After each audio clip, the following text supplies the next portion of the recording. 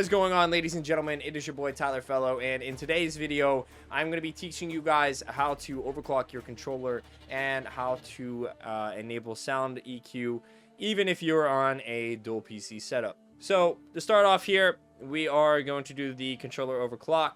You are going to want to download a program called Lord of Mice. It'll be up here on the screen above you for the spelling, Lord of Mice, and you're going to download this program. And what we are going to be doing is, after you get this program downloaded, you are going to click all, and you are going to look for your controller. Your controller is going to have an audio endpoint. It's going to be registered as an audio device here, and yours isn't going to say this currently.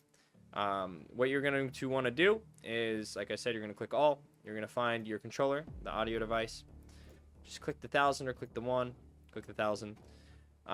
And you're going to want to select this wheel. And you're going to want to look for the highest possible. If you're using a PS4 controller, it's going to be 1000. If you're using a PS5 DualShock, you're going to see 2000, 4000, and even 8000. So, you know, you can go ahead and go to 8000 if you're a PS5 controller user. And then what we're going to want to do after we click 1000, or the highest pulling option available, we're going to want to filter on the device. And then we are going to want to install the service. Now, if you do have Windows 11, you're probably going to notice this is where you run into a problem. In summary, how to fix that problem for you Windows 11 users, you're going to want to, 1, turn off core isolation in your Windows settings. So you go in that bottom left bar down here, you type in core isolation, and you're going to want to turn that off. Step number 2 is you're going to have to turn off secure boot. This is a little bit more of a strenuous task. You're going to have to go into the BIOS of your computer, and you are going to have to go into the boot settings and turn off secure boot.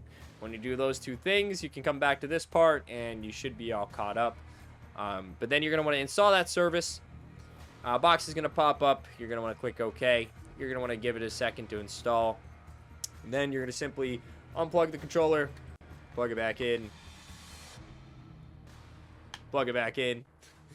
And then it should register, and you should see 1001, or like I said, if you're using a PS5 controller, you should see 8001. If you would like to double check this to see what delay you have on your controller, you could also download DS4 Windows here. You just connect your controller, click Profiles, and click Edit. And you're going to want to go over to Controller Readings, and you can see this input delay. If you have a PS4 controller and you have 1000, the highest polling rate, it will show this, like what you see on my screen. If you have a PS5 controller and you overclock it to 8000, you will see this is just flat out 0.00. So that's just like a quick way to check your work to make sure the overclock worked, and you know, you're not losing your mind. So I hope you guys found that helpful, and in this next video we will be covering sound EQ, even if you have a dual PC setup. So if you guys are interested in that, make sure you guys check out the next video, and I hope you guys enjoyed this and found this helpful. As always, it's your boy T-Fel. Thank you guys for watching. Peace out.